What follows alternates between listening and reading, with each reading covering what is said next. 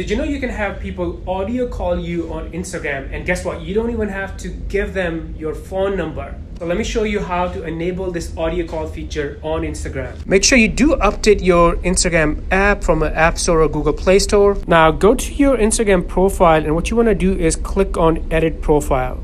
Now here's all the information about your Instagram profile or account. And then from here, go inside Contact option. So click here. This is where you can add your email address or your business phone number. So if you want people to call you on your phone number, you can do that. But you know, there's a better option in my opinion, which is right here, Instagram audio calling.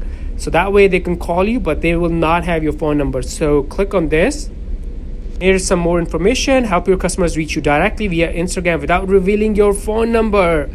And then if you turn this on, anyone on Instagram will be able to start an audio call with you, just like a video call. So to enable this, click on here and then hit done. That's it. Now your followers, your fans, your audience will be able to audio call you on Instagram.